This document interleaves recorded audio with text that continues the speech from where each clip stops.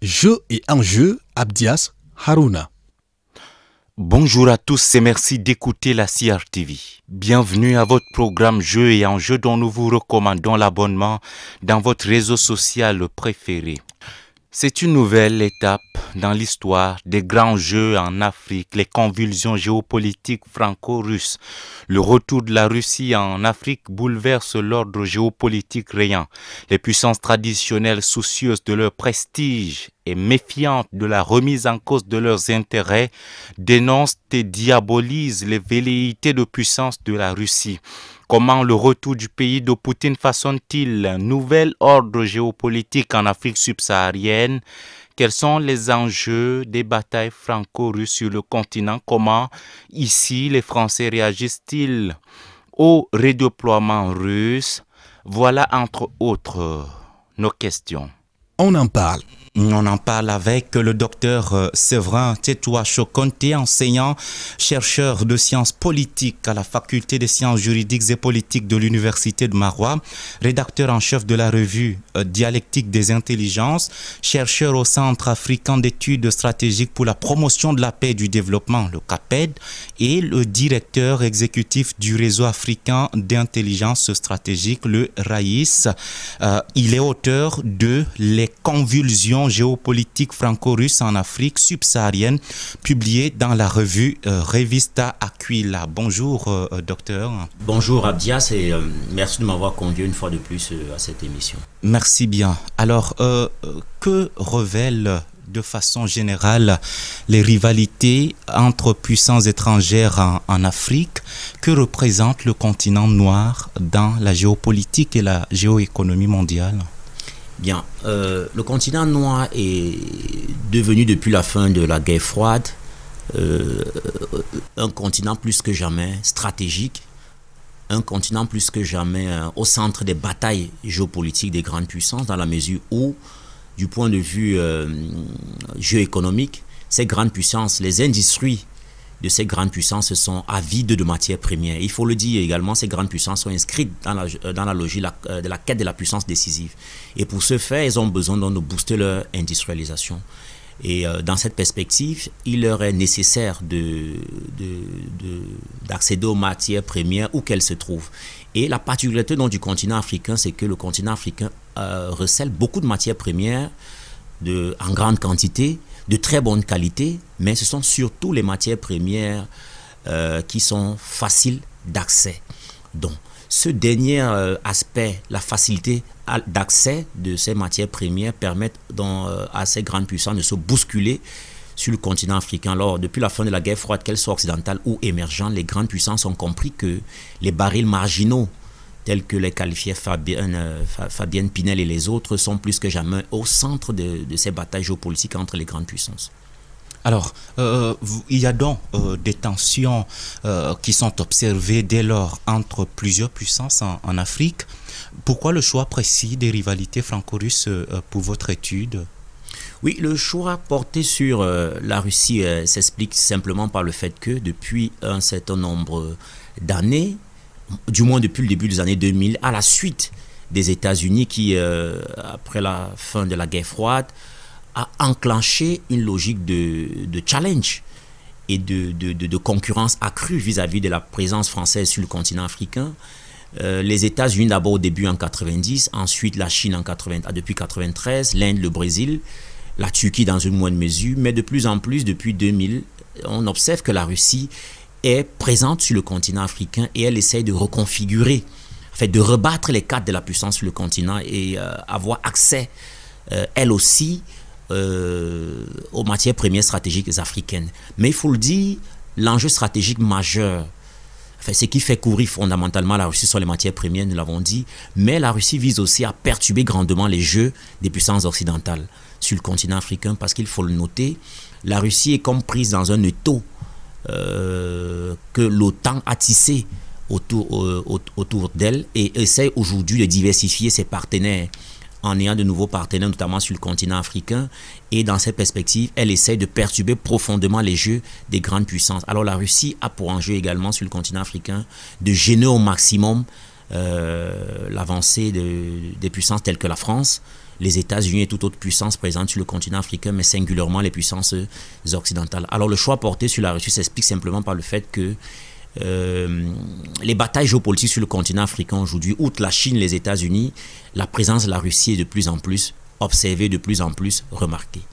Alors, quels sont, effectivement, nous allons parler concrètement, comment le retour du pays de Poutine façonne-t-il un nouvel ordre géopolitique en Afrique subsaharienne? Docteur Servan-Tiet Chouacho-Konté. Oui, on peut parler de nouvel ordre géopolitique avec le retour de la Russie dans la mesure où ce retour s'observe par un certain nombre de tensions au niveau d'abord des populations africaines vis-à-vis de la France, tensions également vis-à-vis au niveau entre la France et la Russie.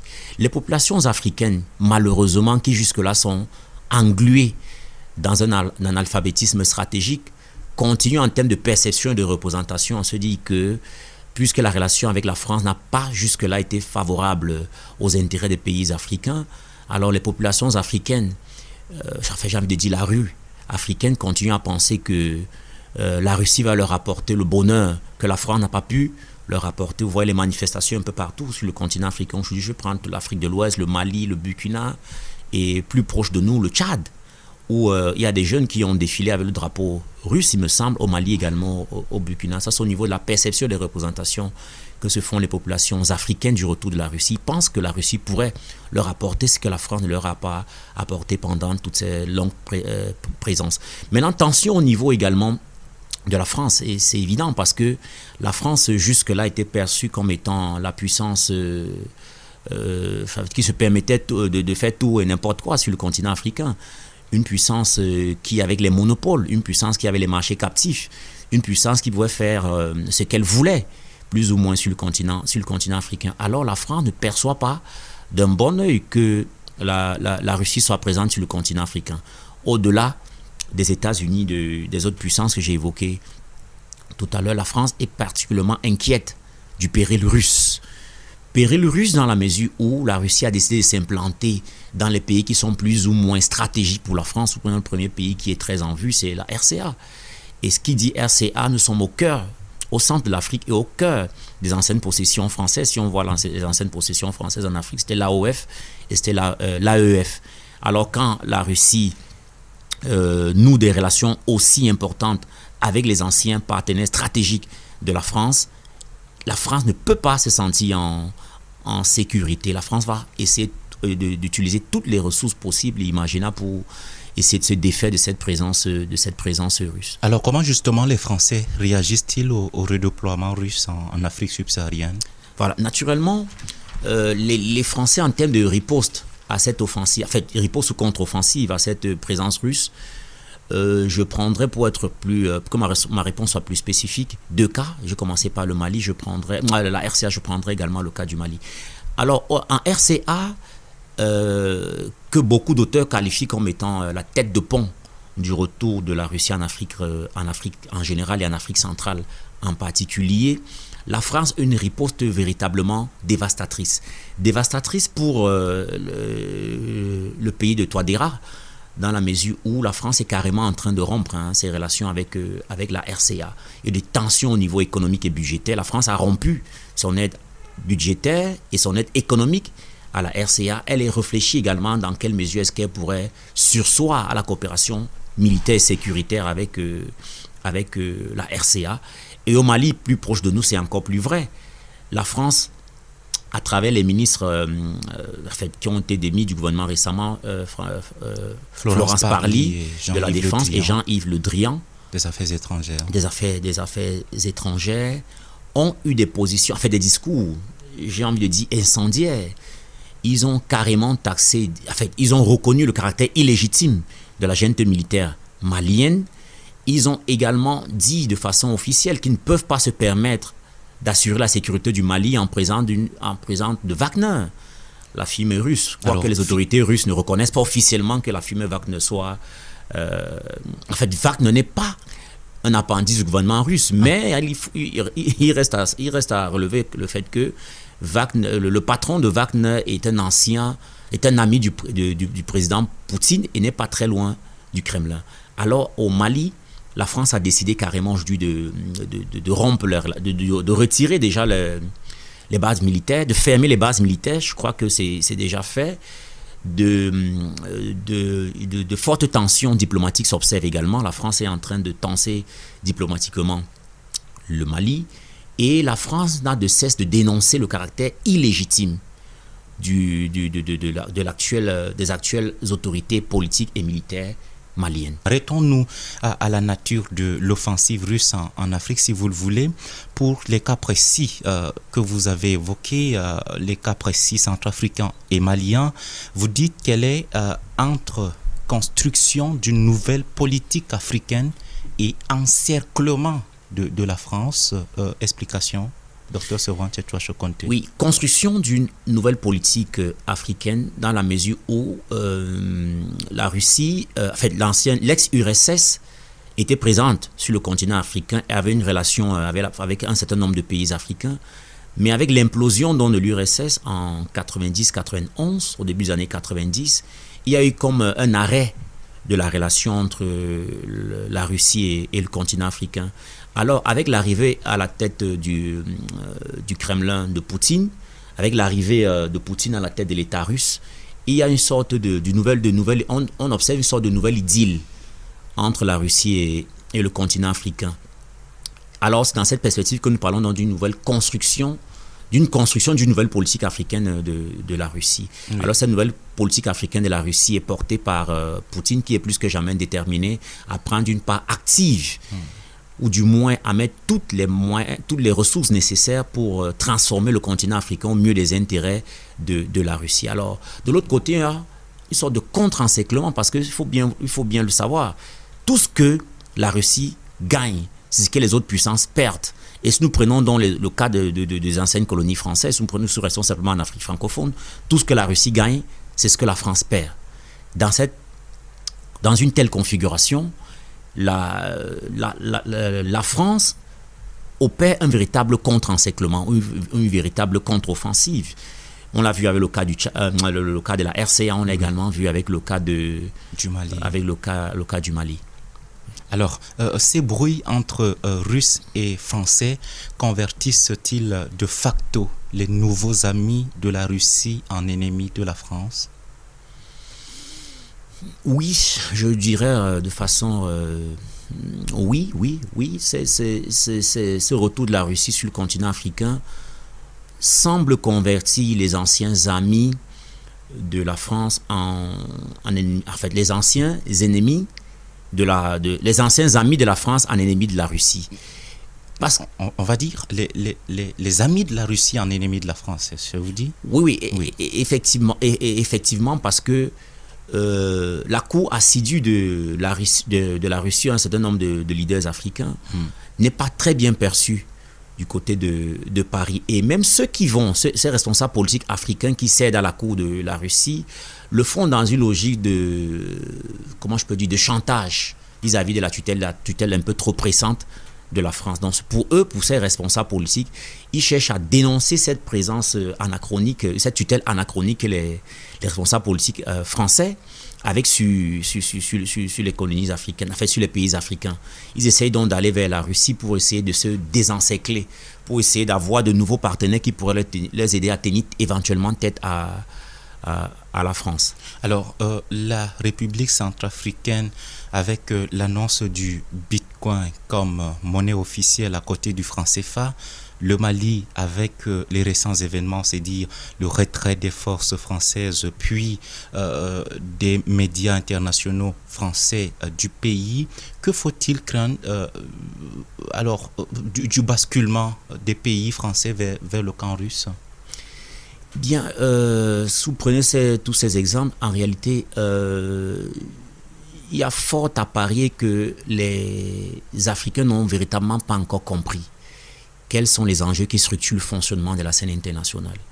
Ils n'ont même pas eu le temps de faire le bilan de la relation avec la France, qu'ils pensent que la Russie est ce nouvel allié qui va leur apporter ça fait ce qu'ils n'ont pas pu avoir avec la France. Alors, si vous prenez le cas du Bitcoin, vous prenez le cas des tensions diplomatiques, vous prenez le cas même du retrait des médias français du Mali. C'est un ensemble d'indicateurs qui montrent qu'en réalité, les relations entre la France et les pays africains ne sont pas au beau fixe. Et les Africains essayent autant que faire se peut de dénoncer cette tutelle politique et stratégique anachronique. Mais malheureusement, ça c'est dans une perspective où ils semblent ne pas véritablement avoir compris. Ce n'est pas le fait de multiplier le nombre de partenaires étrangers qui leur permettrait de sortir de la situation peu enviable dans laquelle ils sont. Il faut qu'ils fassent le bilan de la relation avec la France pour savoir ce qui a marché, ce qui n'a pas marché, afin de savoir quelle est l'attitude qu'ils doivent adopter avec la France. Et avec la Russie, ils doivent prendre le temps d'évaluer l'offre russe. Qu'est-ce que la Russie peut leur offrir concrètement? Est-ce qu'ils se sont posé la question? Pour la plupart, je n'ai pas l'impression. Il faut se poser la question de savoir qu'est-ce qu'il nous faut, qu'avons-nous besoin pour notre développement? Et dans cette perspective, qu'est-ce qu'on peut prendre chez chaque partenaire pour booster notre développement? Il ne me semble pas que cette question leur soit passée à l'esprit.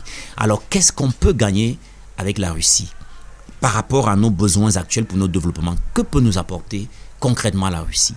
Alors, on constate aujourd'hui que la plupart de ces leaders vont avec la Russie simplement pour, comme par revanche, une sorte de revanche vis-à-vis de la tutelle trop pressante ou bien la présence oppressante de la France. Donc ils veulent tout simplement dénoncer cette présence française qui était devenue plus ou moins gênante. Donc ils vont vers la Russie sans toutefois avoir pris le temps de faire le bilan de la relation avec la France. Ils vont vers la Russie sans toutefois avoir pris le temps d'établir les véritables besoins qui sont les leurs et savoir exactement ce qu'ils pourraient tirer de leur relation avec la Russie pour booster leur développement. C'est-à-dire, selon vous, pour les pays africains, il n'y a aucun intérêt à tisser de relations avec la Russie? Non, c'est pas ce que je dis. La Russie peut énormément apporter. Moi, je parle en termes de perception, de perception de la relation. Ils vont vers la Russie, ces pays africains vont vers la Russie, comment je peux dire de façon très simple, pour dénoncer quelque peu la tutelle de la France. Donc pour se venger, si vous me passez l'expression, de tout ce que la France a eu à leur faire jusque-là. C'est pas pour dire que la Russie peut rien leur apporter. La France également peut leur apporter beaucoup. La Russie également. Mais je n'ai pas l'impression qu'ils ont véritablement identifié quels sont leurs intérêts dans la relation qu'ils sont en train de nouer aujourd'hui avec la Russie. Ils vont davantage vers la Russie en termes de représailles vis-à-vis de la tutelle trop pressante ou oppressante de la France. C'est ce que je dis. Alors, on a suivi le ministre malien des Affaires étrangères, Abdoulaye Diop, dire qu'effectivement, à chaque fois que le Mali a eu des problèmes, la Russie était là. Et effectivement, c'est pour ça qu'il se tourne vers la Russie, parce que la Russie devrait leur apporter sécurité et développement. Quelle est votre analyse? Non. Si vous comptez sur un partenaire étranger pour promouvoir votre développement et surtout votre sécurité, est-ce que vous n'avez rien compris? Chaque acteur doit se donner les moyens, la capacité de construire individuellement sa sécurité. Je le disais encore récemment à mes étudiants, si vous, en master ou en thèse, je ne me rappelle plus très bien, si vous voulez assurer votre sécurité, que vous êtes un chef de famille, il faut élever des enfants de telle sorte que chaque garçon au moins, que chaque enfant tienne un mur. Parce qu'il n'y a que vos enfants qui peuvent assurer votre sécurité. Alors si on revient au niveau étatique, chaque État doit se donner les moyens d'avoir des forces de défense et sécurité dignes de ce nom et qui peuvent logiquement assurer la sécurité. Confier votre sécurité à quelqu'un d'autre, c'est travailler pour votre insécurité. Alors la plupart des États africains ne l'ont pas encore compris. Ils ont pensé au début que la France pourrait apporter cette sécurité. Si on prend le cas du Mali, c'est à travers l'opération Serval. En 2013. En 2013 et ensuite Barkhane. En 2014. Voilà, on se rend compte. Quel est le bilan de Barkhane et Serval? J'ai envie de dire presque essentiellement négatif. On a l'impression que dans le nord du Mali, les terroristes se sont plutôt démultipliés du fait de la présence française. Est-ce que finalement les Français luttaient contre le terrorisme? Ils faisaient quoi? Du moins, est-ce que les Français avaient vocation ou intérêt à lutter contre les terroristes? Je ne crois pas trop. Le gouvernement malien devrait se donner les moyens nécessaires de booster les capacités opérationnelles des FAMA, des forces armées maliennes, afin qu'elles puissent prendre... qu'elles puissent assurer leur mission, qu'elles puissent assurer la sécurité sur l'ensemble du territoire malien. Alors compter aujourd'hui sur le concours de la Russie, c'est faire preuve une fois de plus d'un angélisme coupable. Parce qu'en réalité, la Russie ne va pas apporter au Mali ce que le Mali attend. La Russie, nouvel acteur dans le jeu de puissance en Afrique, va elle aussi se servir de cette naïveté stratégique des leaders africains pour asseoir son projet de domination sur le continent africain. Peut-être au début, vous savez, au début d'une idylle, d'une nouvelle relation, on est encore très enthousiaste. Peut-être au début, elle pourra offrir 2 ou 3 trucs intéressants, en fait, essayer de se mouvoir, afin qu'on pense, afin de donner l'impression qu'elle va rouler pour le Mali, mais je crois que sur le long terme, la relation risque d'être aussi dévastatrice que celle que le Mali a entretenue avec la France. Revenons au cas français. Le nouveau gouvernement voit de nouvelles faces. 2 ministres fortement impliqués dans le dossier malien, Florence Parly des armées et Jean-Yves Le Drian des affaires étrangères, n'y apparaissent plus. Quelle est votre lecture par rapport au dossier malien, Dr Servante Chouacho-Conte? Eh bien, c'est une question particulièrement intéressante dans la mesure où il peut avoir une double lecture de cette actualité. Alors, Monsieur Le Drian, qui était ministre français des Affaires étrangères et européennes, et Madame Florence Parly, qui était la ministre de la Défense, ne figurent effectivement pas dans le nouveau gouvernement d'Emmanuel Macron. Est-ce que finalement, ce n'est pas le fait d'avoir retiré ces 2 ministres, est-ce que ce n'est pas une sorte d'appel, si vous me passez l'expression d'appel de pied, que Macron fait au gouvernement malien pour lui témoigner son intérêt, pour montrer à Bamako qu'en réalité, nous voulons renouer, nous sommes disposés à prendre vos doléances, nous vous avons écouté, nous sommes prêts à mettre en œuvre un certain nombre de choses afin de renouer avec vous. Est-ce que ce n'est pas finalement un message que Macron essaie de passer aux autorités maliennes en leur disant de façon vraiment simple que nous sommes prêts à céder certaines choses, à vous concéder un certain nombre de choses afin de renouer les relations avec vous. Vous savez très bien que ces 2 ministres étaient très mal perçus du côté de Bamako. Alors la deuxième lecture peut être celle-là, peut être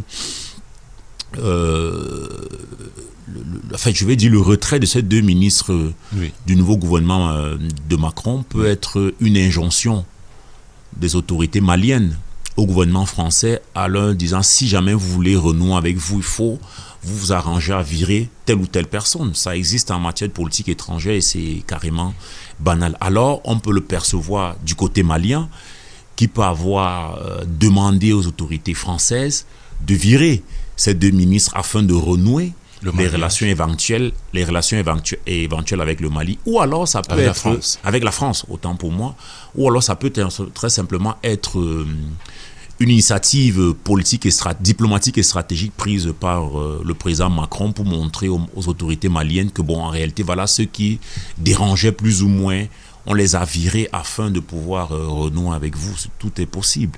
Ces 2 lectures sont possibles, elles tiennent. Alors, on va sortir par cette question.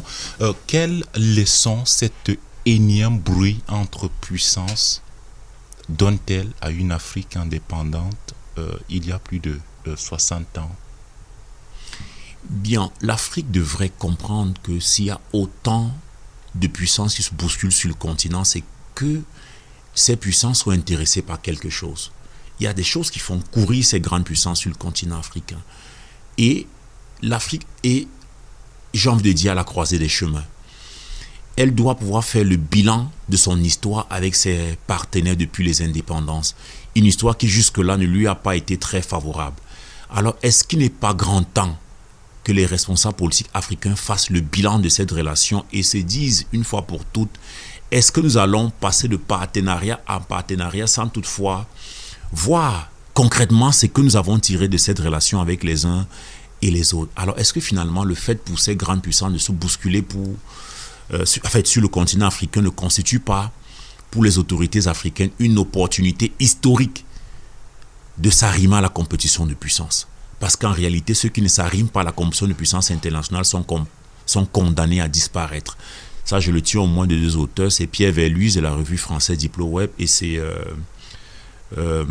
Christophe Alexandre Payard dans son ouvrage Les nouvelles guerres économiques. Ils disent clairement que ceux qui ne s'arriment pas à la compétition de puissance sont condamnés à disparaître.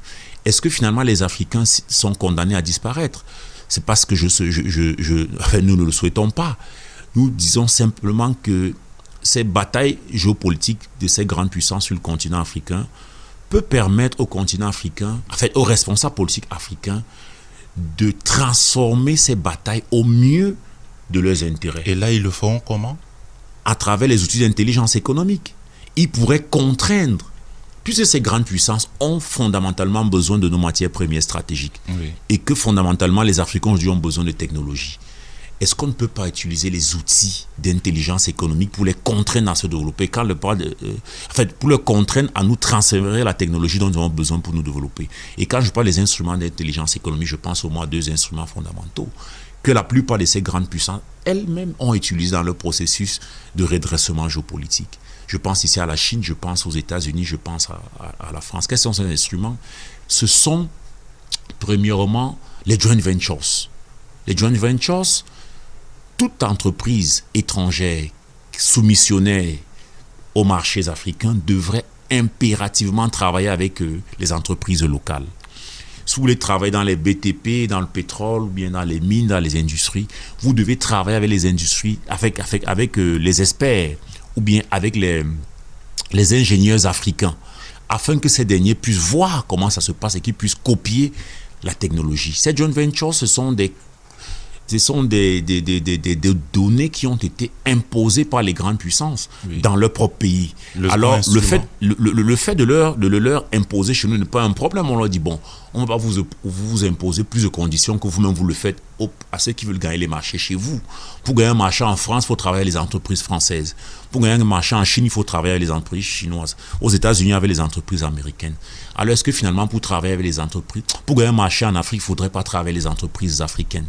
Il faudrait que ces responsables politiques africains imposent ces conditions à leurs partenaires étrangers. Première condition, joint ventures.